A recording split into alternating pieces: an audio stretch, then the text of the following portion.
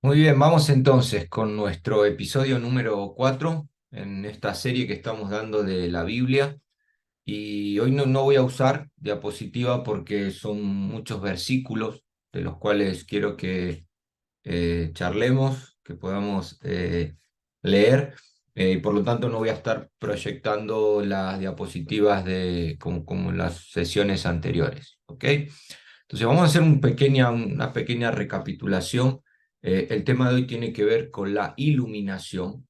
Y si tuviéramos que poner un subtítulo es, bueno, una vez que ya tenemos la palabra escrita, ahora, ¿cómo llegamos a comprender o interpretar el mensaje de Dios? La Biblia no es un libro donde acudimos con una mera lectura, sino que uno debe ir con la intención también de interpretar para poder llegar a ese mensaje. Y ahí es donde la iluminación va a jugar un papel muy importante. Pero vamos a hacer un repaso. Habíamos visto en el episodio 1 cómo la Biblia es una colección de libros. Veíamos de forma resumida cómo llegó, pero luego ya entrábamos en puntos teológicos que tienen que ver con la bibliología, como es la revelación, la inspiración, sesión anterior, y en este caso la iluminación. Y para ello quiero hacer una introducción con Primera de Corintios, capítulo 2. Es el texto que quiero poner hoy como base, aunque luego, como bien decía, estaremos analizando otros. Quiero que veamos aquí estos tres conceptos, lo que es la revelación, la inspiración y la iluminación en ese orden. ¿Ok? Entonces vamos a leerlo y luego lo que tengo aquí preparado es ver, definir concretamente lo que es iluminación y ver algunos ejemplos en la Biblia de personas que tuvieron esta experiencia para poder llegar al mensaje de Dios registrado en la Escritura. Entonces, en Primera de Corintios capítulo 2, versículo 9 al 11, podríamos definir lo que es la revelación. Esto es revelación. Lo que acabo de marcar ahí es revelación. Habíamos dicho que revelación es cuando Dios le permite al hombre conocer lo que el hombre no podría llegar por su propia cuenta. De ahí que es apocalipto, el concepto que usamos es la idea de correr el velo, de quitar la tapa.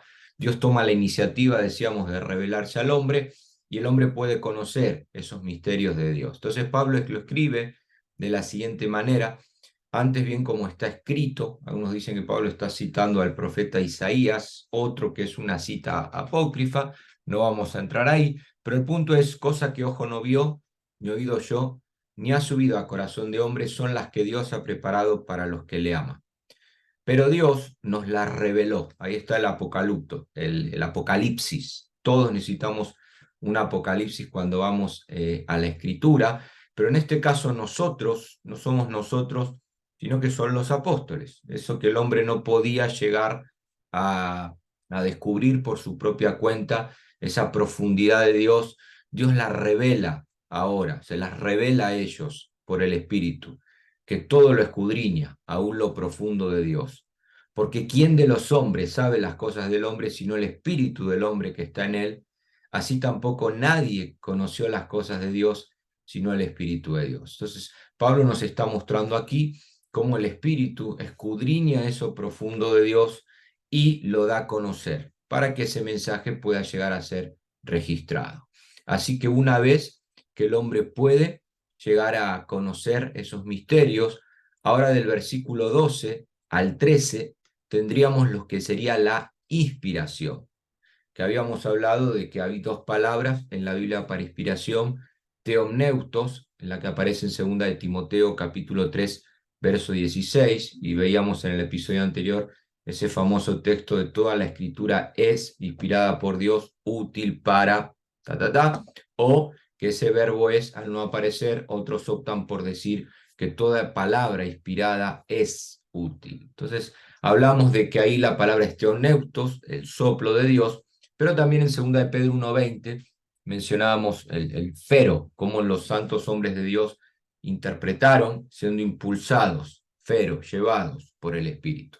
Ahora, una vez que llega esa revelación, a pesar de que no toda la Biblia es revelada por Dios, hay documentos, literatura y demás, que la preparación, la capacitación del autor, lo que vio, los relatos y demás. Ahora la inspiración es cuando el espíritu, eso que el hombre recibe o eso que el hombre quiere ahora llegar a ese proceso de investigación, el hombre lo tiene que acomodar en esos escritos de manera espiritual. Y la inspiración tiene que ver con eso. Dice Pablo, nosotros no hemos recibido el espíritu del mundo, sino el espíritu que proviene de Dios, para que sepamos lo que Dios nos ha concedido. Lo cual también hablamos, no con palabras enseñadas por sabiduría humana, sino con las que enseña el espíritu, acomodando lo espiritual a lo espiritual. Eso es inspiración. El hombre tiene ahora un mensaje espiritual que transmitir y el mismo espíritu lo acomoda ahora a través de este instrumento de una manera espiritual. Por lo tanto, decíamos que la inspiración tiene que ver con eso, con que el hombre ahora es capaz de dejarnos un registro espiritual acomodado de manera espiritual. Ahora, del versículo 14 al 16, tendríamos lo que es la iluminación, que es nuestro tema en el día de hoy. Pablo habla del hombre natural, cómo no percibe las cosas que son del Espíritu de Dios, es decir, el hombre natural, el hombre como criatura de Dios, porque para él son locura. Tal vez tiene en mente lo de Primera de Corintios, capítulo 1, verso 18, cuando habla de que el mensaje de la cruz es locura para los que se pierden, y no las puede entender. Hasta el punto, no puede comprender ese mensaje. Y no hablamos de una comprensión racional, sino de esa comprensión espiritual que fue acomodada de manera espiritual, porque no la puede discernir espiritualmente. En cambio, el espiritual, aquel como vamos a ver hoy en el que el espíritu sopla, aquel que tiene al espíritu, juzga todas las cosas, pero él no ha juzgado por nadie, porque ¿quién conoció la mente del Señor? ¿Quién le instruirá? Mas nosotros tenemos la mente de Cristo. Noten cómo en un pasaje Pablo nos deja lo que es la revelación, la inspiración y la iluminación, y nuestro tema tiene que ver hoy con eso, con lo que es la iluminación. Y cuando entramos a un tema como este, tal vez el texto que más solemos usar para explicar lo que es la iluminación, vamos a poner un texto aquí que también quería leer en el día de hoy, que tiene que ver con Efesios capítulo 1, versículo 18. Tal vez es el texto más usado ahí, la palabra que Pablo utiliza cuando dice alumbrando. Vamos a ponerlo aquí. Él viene orando por la iglesia en Éfeso para que tengan espíritu de revelación y sabiduría en el conocimiento de él. No es que hay un espíritu de revelación y otro espíritu de sabiduría, es el mismo Espíritu Santo que obra ahora con sabiduría y con revelación en el conocimiento, en este caso, de Cristo. ¿Y qué sería la iluminación? Cuando ese espíritu de sabiduría y de revelación alumbra los ojos del entendimiento de la iglesia. Ahí la palabra alumbrando es la palabra potizo, que literalmente significa dar a luz, sacar a luz, revelar, dar a conocer, iluminar. ¿Con qué propósito? Para que podamos saber, en este caso, la esperanza a la cual Él nos ha llamado, pero según los textos que leímos recién de Pablo, para que podamos ser de manera espiritual, poder discernir y comprender también de manera espiritual ese mensaje de Dios. Por eso, la iluminación, si tuviéramos que poner un ejemplo, ¿no? Y siempre los ejemplos nos quedan pequeños y tampoco son concretamente correctos en todo, pero si hablamos de iluminación podríamos hablar, no sé si se acuerdan cuando teníamos antiguamente, no estaban las cámaras digitales ni los móviles, ¿no? Hoy ya cámara digital no se usa, ya hoy tiene la cámara uno en el móvil, pero antiguamente uno tenía que sacar con esas cámaras antiguas y tenía un rollo, ¿no? No sé cómo sacar, en Argentina rollo le decíamos, negativos, y uno hacía la foto y luego obtenía el negativo. Y en el negativo uno lo que veía era una imagen distorsionada, parecían hasta esqueletos, ¿no? Los que salían en la foto. Pero ese rollo pasaba por un proceso químico cuando lo llevábamos a revelar, ¿m? Y ese proceso daba claridad a la imagen. Y luego se imprimía ya y uno podía ver la foto con más nitidez. Bueno, Si tuviéramos que poner un ejemplo, y vuelvo a repetir, ningún ejemplo es correcto, pero sería como que la Biblia es ese rollo en sí. Ya hemos recibido la palabra, hemos visto lo que es la revelación, la inspiración, ya Pablo acomoda lo espiritual, ahora tenemos la carta adelante, bueno, ese es el negativo. Necesitamos pasar por ese proceso químico, necesitamos que el espíritu de sabiduría y revelación alumbre los ojos de nuestro entendimiento para que podamos comprender el mensaje. Ahora volvemos siempre a lo mismo. No estamos estudiando acerca de algo creado, estamos diciendo que la teología es el esfuerzo del hombre por llegar a conocer a ese Dios que nadie vio jamás y que se revela ahora en la persona de Jesucristo. Es Juan capítulo 1, verso 18. A Dios nadie lo vio jamás, pero al unigénito que estaba en el seno del Padre, a él le dio a conocer. Por lo tanto, no se trata de algo finito, a lo cual nosotros estamos acudiendo, sino algo infinito, algo eterno, como es Dios. Y si muchas veces, cuando se trata de algo finito, al estudiarlo, tenemos que recurrir a teorías o a un lenguaje humano para poder explicarlo, imagínense cuando hablamos de Dios. Los astrónomos que estudian las leyes del universo, el universo es algo finito, muchas veces no pueden llegar y abordar todo y deben recurrir a teorías. Ahora, imagínense nosotros al estudiar a Dios. Hay momentos donde inescrutables son sus caminos, indescifrables sus juicios, como habla Pablo en Romanos 11, y tenemos que recurrir a teorías, y cuando hablo de teorías hablo a maneras formas de interpretación, para poder explicar eso infinito. Y la iluminación viene un poco eso, viene a darnos comprensión de algo que quedó ahí registrado, pero que nosotros a través del espíritu necesitamos discernir de manera espiritual. Y no es algo que uno se sienta y de repente sucede.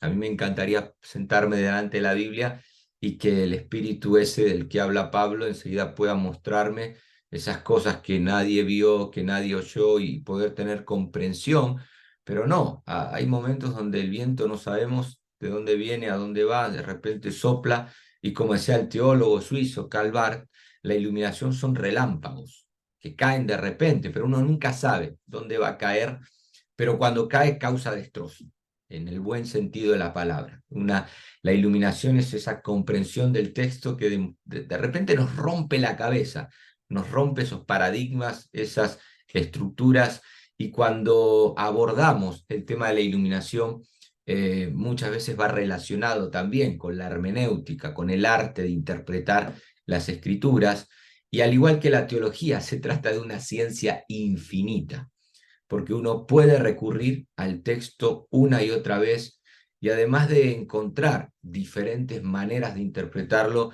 la manera en que Dios puede hablar también es diferente, y a pesar de que no buscamos esa interpretación privada, como habla Pedro en 2 de Pedro 1:20, uno quiere hacerlo de manera neumática, de manera espiritual, y por eso hoy vamos a abordar este tema de la iluminación de una manera práctica, resumida. Cualquier libro de bibliología de los que les recomendé les va a abordar muchísimo, con muchos ejemplos. Yo solamente quiero ver uno hoy: la importancia, la necesidad que tenemos del Espíritu Santo a la hora de interpretar las Escrituras.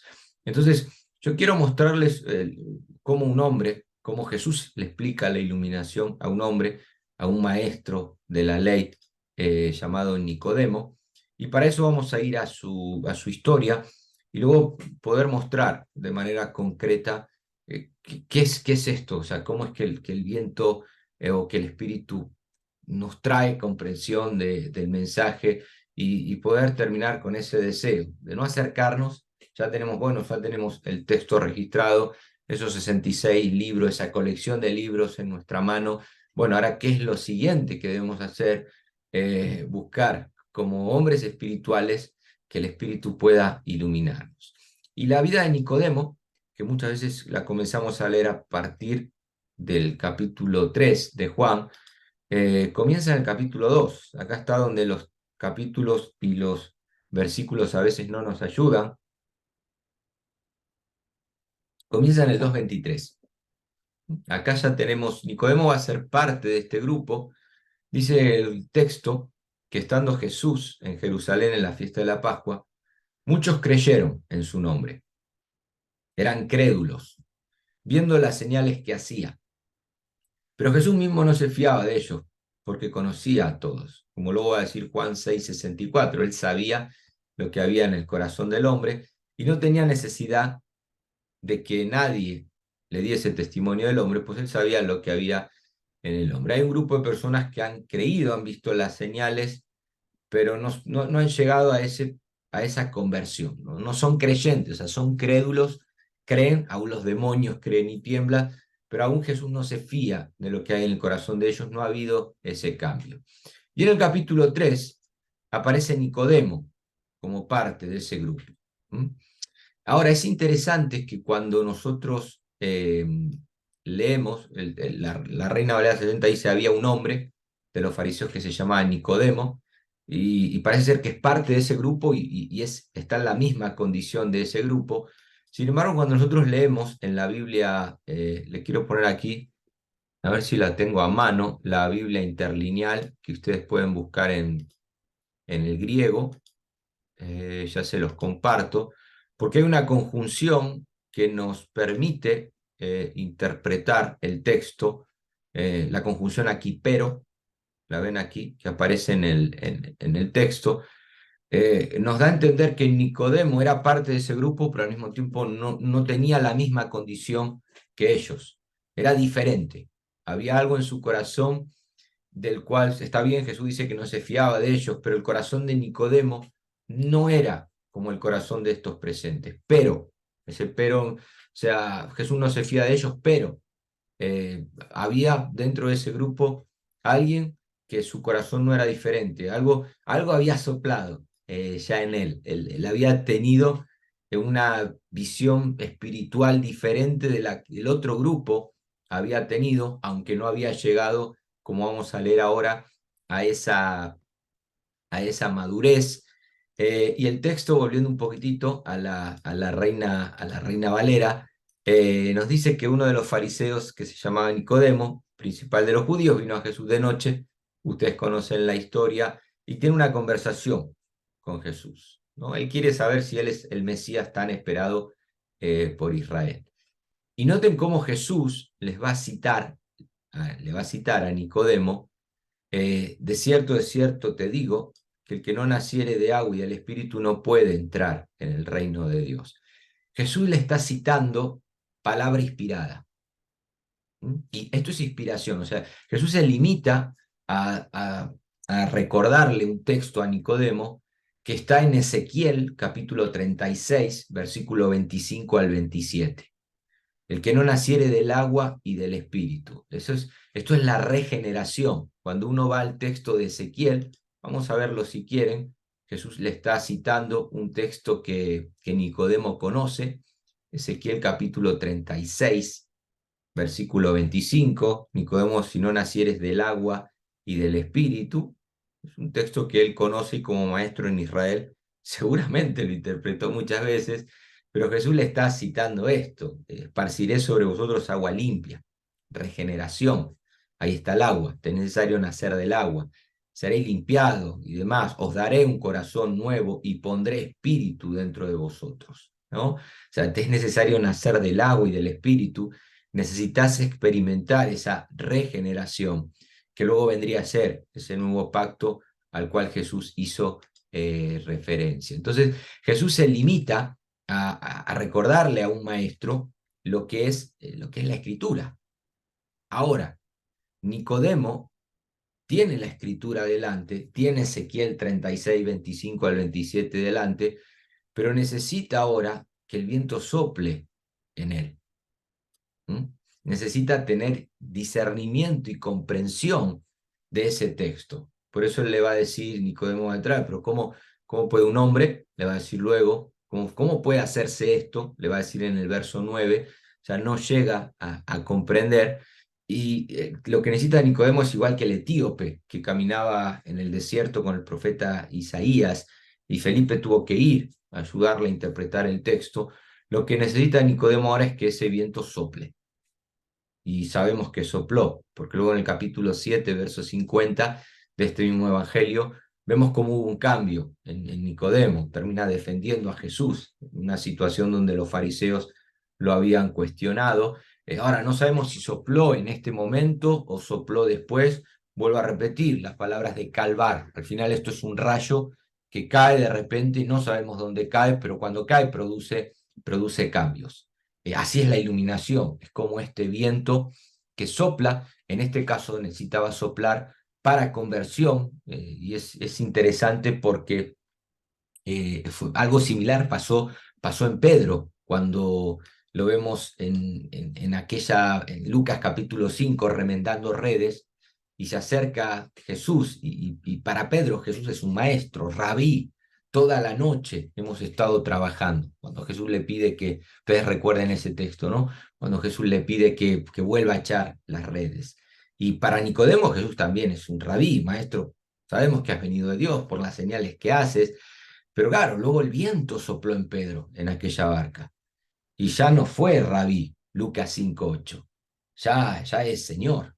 Apártate de mí, que soy hombre pecador. El viento sopló en aquella barca y Pedro pudo ver su condición espiritual al ver a Dios en la faz de Jesucristo. Bueno, algo similar sucede con Nicodemo. Y lo mismo debe suceder en nosotros, no solo para esa conversión a la cual el hombre natural necesita llegar para poder convertirse en ese hombre espiritual al que leíamos antes, sino también necesitamos de ese soplo para una transformación también. Y siempre que nos acercamos a la escritura, necesitamos tener en cuenta eso, lo que es el viento para traer una conversión, una salvación, pero también una transformación. Es como Pablo cuando lo explica en 2 Corintios, ya acá de manera más teológica, no tanto en ejemplos como los que acabamos de mencionar, pero en 2 Corintios 3:17, donde está el Espíritu del Señor, allí hay libertad, ¿no? Hay libertad. Entonces nosotros vemos que el Espíritu trae libertad, 3:16, para conversión primero. Cuando se conviertan al Señor, el velo se quitará. Pablo viene hablando del ministerio de la letra, de cómo Israel se acerca a la Escritura. Escudriñáis las Escrituras porque pensáis que en ella está la vida eterna, dijo Jesús, pero había un velo puesto delante de ellos que les impidió ver lo que había detrás de ese texto. Ahora Pablo dice, donde está el Espíritu, cuando el Espíritu sopla, hay libertad para esa conversión. Pero también hay libertad para nosotros, dice Pablo, los que ya el velo fue quitado y podemos mirar a cara descubierta como en un espejo la gloria del Señor, que se revela en la Escritura, que se revela en la creación, y de esa manera somos transformados como por el Espíritu del Señor. O sea, al ver esa gloria somos transformados de gloria en gloria. Hay un proceso químico, vuelvo a repetir otra vez, que se lleva a cabo en esa iluminación que nos permite poder ahora ser mudado en otro hombre, mirar nuestra vida, lo que fue nuestra vida años atrás y ver que no somos los mismos. Entonces vemos como aquí en este texto también podríamos usar para explicar lo que es la iluminación, cómo el Espíritu Santo trae libertad, sopla y da libertad para que una persona pueda ahora llegar a esa conversión, como fue en el caso de Nicodemo, en el caso de Pedro, pero también cómo esa conversión no termina, hay una transformación continua que se sigue llevando a cabo, porque al viento no lo podemos encerrar en 4 paredes, al viento no lo puedo encerrar en una habitación, y por lo tanto el Espíritu Santo sigue soplando a través de la Escritura, a través de lo revelado, y de esa manera nosotros podemos llegar a comprender, conocer y discernir un poco más ese mensaje de Dios. Por eso, lo grandioso de esto es que al final la hermenéutica, la teología, es una ciencia infinita en el sentido de que al final nunca termina, que no hay un momento en la historia donde el Espíritu Santo haya dejado de soplar.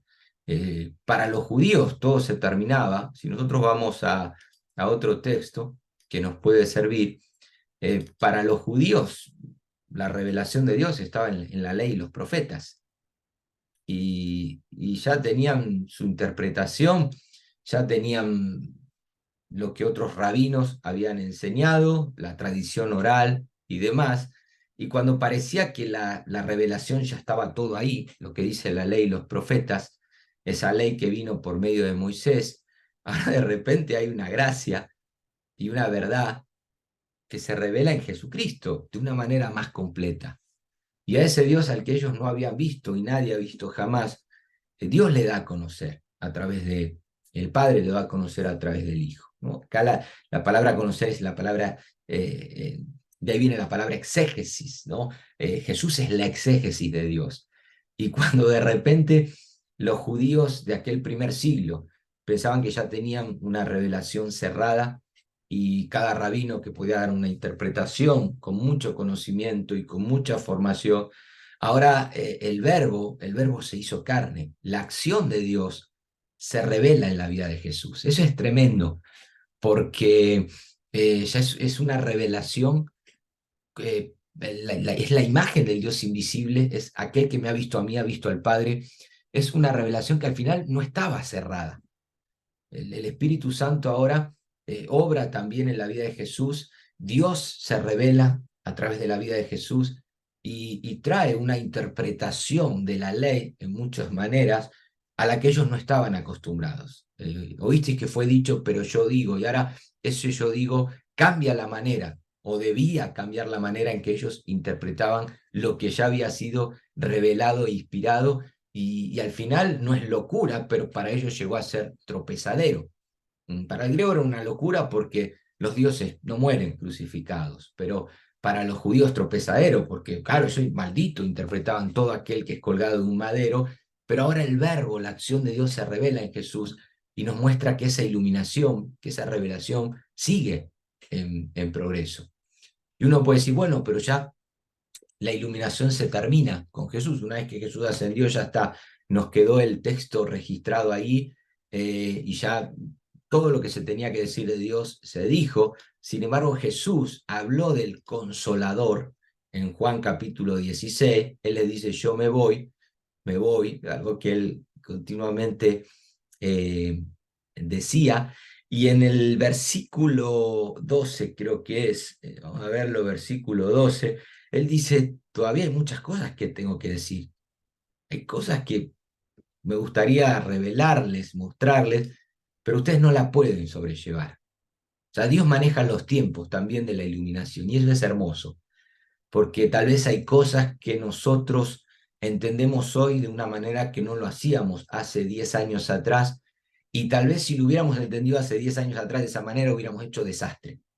Dios maneja también los tiempos de la iluminación. Entonces Jesús dice, hay cosas que ahora ustedes no pueden sobrellevar, pero cuando venga el Espíritu de verdad, acá está el Espíritu de sabiduría y de revelación, de Efesios 1:17, Él los guiará a toda la verdad, porque no hablará por su propia cuenta, sino hablará todo lo que oyere, y os hará a saber las cosas que habrán de venir. Él me glorificará, tomará de lo mío, os lo hará saber.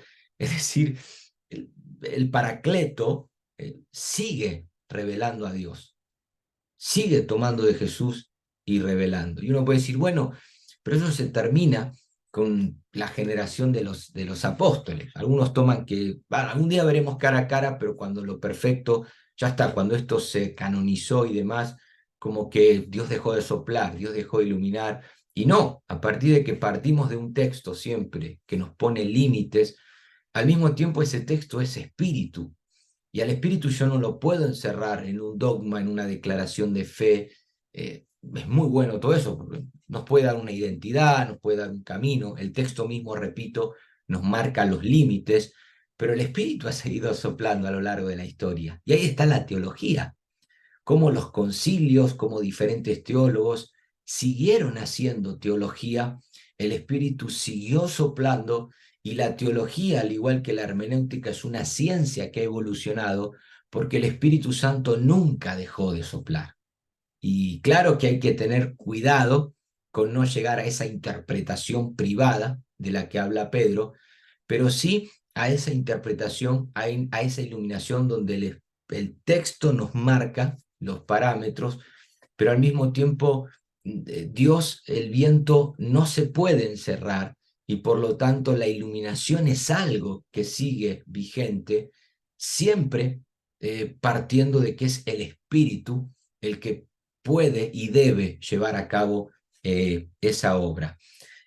Por eso me encanta porque aún los apóstoles interpretaban el Antiguo Testamento en el prisma de Jesús, en el prisma del Cristo pascual, y los judíos vieron la necesidad de hacer un canon del Antiguo Testamento en el año 91 en Jamnia. Esto tal vez lo estaremos viendo en el próximo episodio, cómo al final se formó el canon. Y ellos dicen, no, los apóstoles los profetas están reinterpretando textos a la luz de Cristo, vamos a canonizar lo que es para nosotros la Biblia hebrea. Pero el Espíritu siguió soplando. Y cuando el hombre siguió recibiendo los padres de la iglesia y otros tantos teólogos que tenemos a lo largo de estos 2000 años, el Espíritu siguió soplando y iluminando y viendo verdades ahí en el texto registrado. La iglesia en el 397 dijo, no, vamos a cerrar el canon y vamos a quedarnos con estos 66 o 73 libros, tal y como veíamos en el primer episodio, pero aún así el viento siguió soplando, porque no puedo encerrar las palabras que son espíritu y verdad, ese soplo, ese viento al que Jesús hizo referencia al charlar con Nicodemo, no lo puedo encerrar en un credo, en un libro, en una habitación. Dios sigue soplando.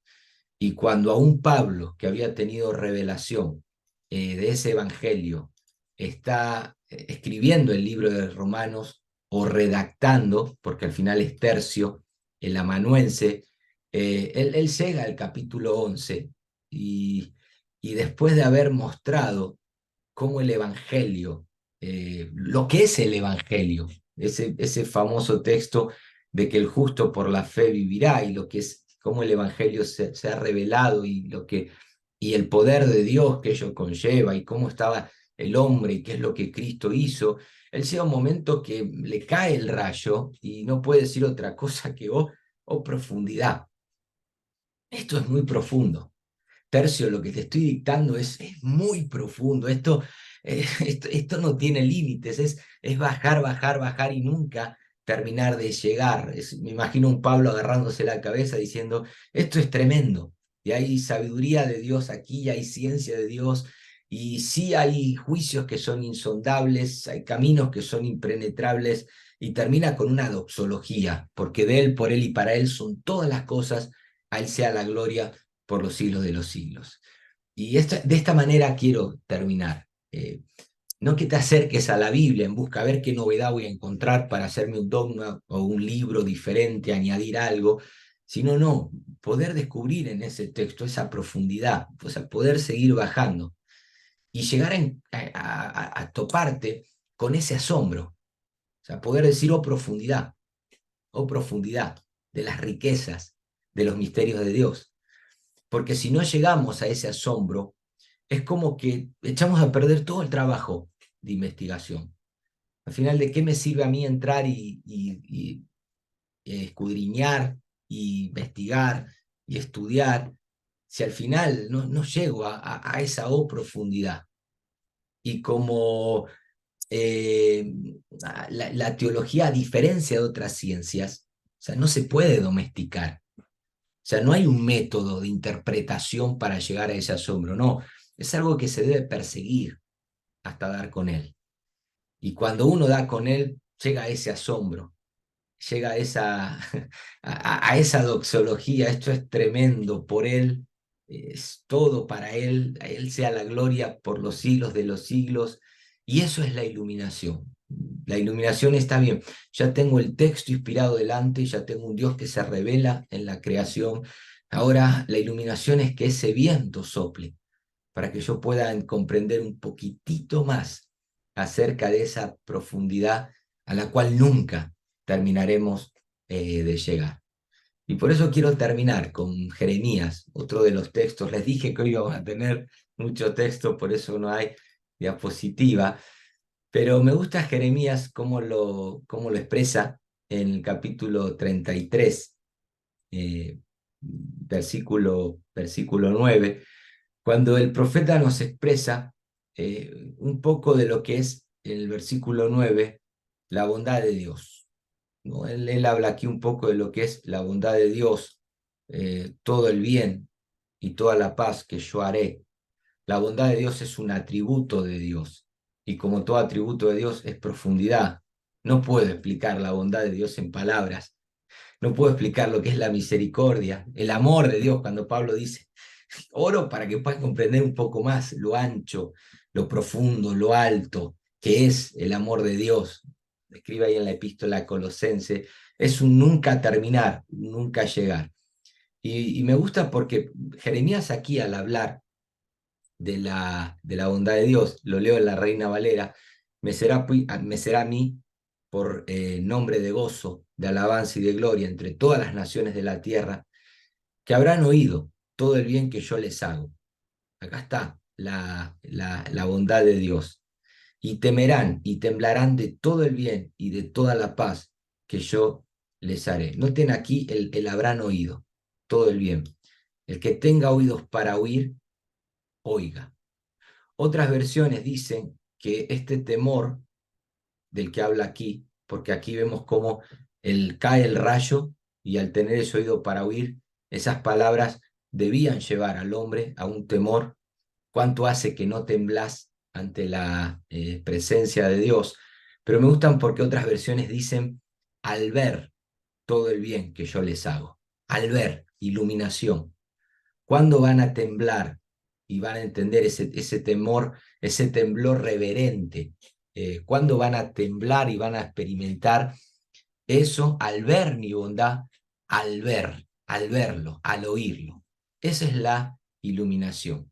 Y por eso cada vez que te acerques a la Escritura, cada vez que tengas la oportunidad de ver a Dios en lo creado, en un relámpago, en la lluvia, en el viento, en todo lo que está a nuestro alrededor que habla de esa gloria, orar, observar y esperar que el rayo caiga, que puedas tener ese encuentro que te lleve a temer a Dios, a servirle, a amarle, a poder decir, oh, profundidad, esto es muy grande. Dios no es un objeto de estudio, sino que Dios es el sujeto que sopla a través de su espíritu para que nosotros podamos ahora conocerle más y al conocerle poder ser transformado y cambiado. La iluminación es algo que no tiene límites, porque es el viento que sopla y al viento no lo podemos encerrar, al viento no podemos decirle por dónde debe ir, no sabemos de dónde viene y de dónde va, pero sí vemos los cambios que produce.